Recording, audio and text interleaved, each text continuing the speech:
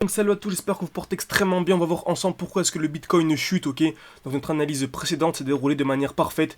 Donc j'ai utilisé le bouton Repeat Trading View pour revenir en arrière tout simplement et trader comme si nous étions totalement en direct et voir pourquoi notre analyse s'est déroulée tout simplement parfaitement et qu'est-ce que j'attends tout simplement sur le Bitcoin dans les prochaines heures, dans les prochains jours, ok. Donc je m'attends à une continuation baissière. Donc petit spoil, hein, je m'attends à une continuation baissière. Par contre, sur du court terme, je m'attends à une hausse, ok. Sur du court terme, je m'attends à une hausse. Et sur du très long terme, je m'attends à une très belle hausse également. Très important de bien briquer les différents time frames et de bien comprendre la différence entre court terme, moyen terme, long terme, holding, etc. Ok. Donc n'hésitez vraiment pas à rester jusqu'au bout de la vidéo. Je vais vous donner en fin de vidéo la zone qui est selon moi la plus intéressante pour acheter du Bitcoin. Si vous regardez mes vidéos de manière régulière et que vous aimez mon travail, n'hésitez absolument pas à mettre un like tout simplement. Ça prend une seconde, ça m'aide énormément au développement de la chaîne tout simplement. Et le plus important, si bien sûr vous voulez avoir une vraie stratégie et être rentable sur du long terme, il y a ma formation totalement gratuite qui est disponible en description et en commentaire épinglé qui vous permettra de vous constituer un réel portefeuille, entrer au bon moment et surtout vendre au bon moment. Ok. Car si on entre ici, on a une grosse impulsion, malheureusement on ne sait pas qu'il y a un retracement et qu'il y aura un retournement tout simplement et que l'on va avoir un mouvement baissier, malheureusement on ne pourra pas sortir nos gains au bon moment. Donc la formation est en description et elle sert tout simplement à ça. Parfait. Donc on va commencer l'analyse en plus haut time frame. Donc on avait ici une très belle accumulation. Donc on a l'habitude, qu'est-ce qu'une accumulation? Création de QL. Ok, donc on est venu taper une fois, deux fois, trois fois dans la même zone. Une fois, deux fois, trois fois. Donc ce qu'on appelle une zone de QL très très pertinente. Liquidation des EQL et ensuite mouvement impulsif haussier. Ok, liquidation des EQL, mouvement impulsif haussier. Ici on arrivait où? On arrivait dans un bloc haussier. Donc le dernier mouvement haussier avant la baisse. C'était le dernier mouvement haussier avant la baisse. Et qui dit bloc haussier dit mouvement baissier. Qui dit bloc haussier dit mouvement baissier. Donc c'est exactement ce qu'on a eu. On a eu un mouvement baissier. Très bien. Donc là c'est un moment pour revendre ces crypto-monnaies. Par exemple au 50% de la zone pour les racheter plus bas. Tout simplement. Par exemple ici au 50% de ce joli bloc, ça nous faisait un 4% à venir récupérer en moins d'une semaine. Ok, 4% bien sûr, car la crypto-monnaie est haussière sur du long terme. Ok.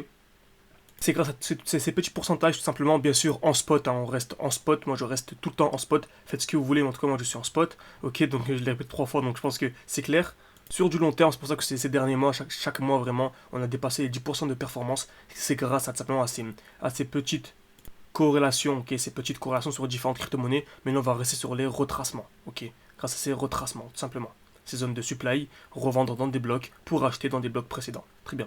Donc ici, pour rappel, on avait le dernier mouvement baissier avant la hausse. Donc en prenant également l'imbalance, on arrivait dans une zone comme ceci, tout simplement. Donc là, c'était le bon moment pour racheter. On va remarquer qu'on est venu parfaitement dans le bloc.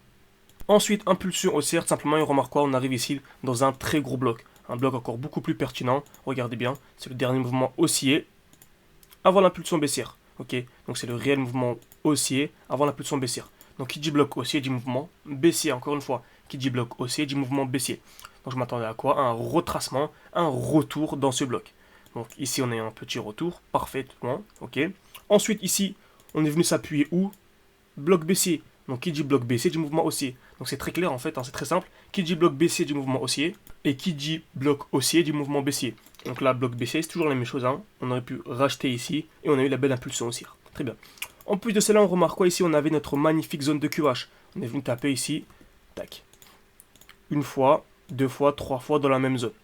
Donc ce qu'on appelle une zone de QH très pertinente. Donc je m'attendais clairement, c'est la liquidation des EQH. Ok, donc liquidation des EQH. Parfait. Et ensuite, on arrivait où? Dans un bloc haussier. Donc, qui dit bloc haussier, dit mouvement baissier, c'est toujours la même chose. Très bien. Donc, voilà ce que le marché nous a donné. Parfait, on a eu en plus la liquidation avec une très belle mèche. Donc, c'était le bon moment pour revendre, tout simplement. Et là, ensuite, on a eu la jolie baisse qui est tout simplement en cours. Donc, tac, tac, tac. Le marché, actuellement, on voit ici, hein, magnifique. Tout se passe exactement comme prévu. Et donc, quelle est la zone la plus intéressante, la plus pertinente pour acheter? On remarque c'est qu'il y a potentiellement une zone de QL. J'ai pas dit potentiellement une zone de QL. Donc, on est venu taper une fois ici, au même niveau.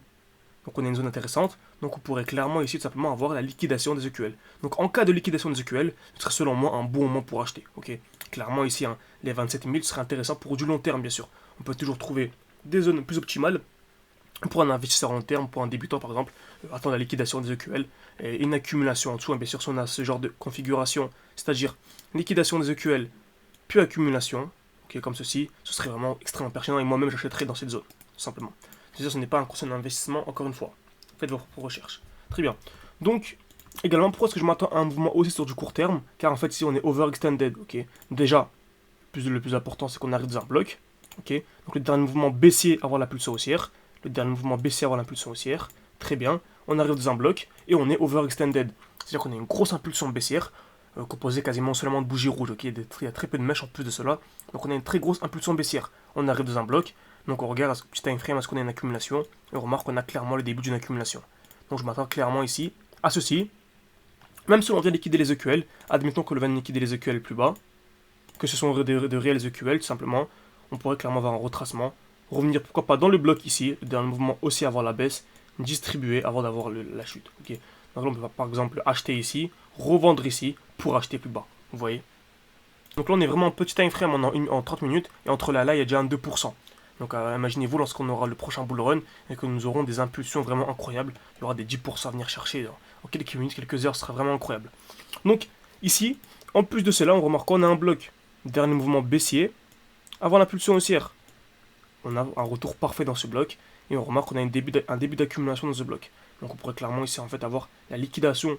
On pourra soit avoir la liquidation avec une accumulation comme on a dit plus bas, ou soit la liquidation ici des EQL avec une belle mèche. Et donc la liquidation avec une belle mèche, ce sera un joli signal aussi, tout simplement.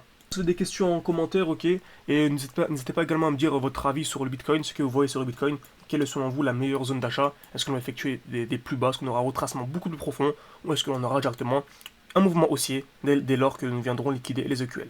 Donc merci à tous, n'hésitez pas, le plus important à rejoindre ma formation totalement gratuite, le lien est en description, si vous voulez vraiment être autonome sur les marchés et créer vos propres stratégies. Merci à tous et à la prochaine.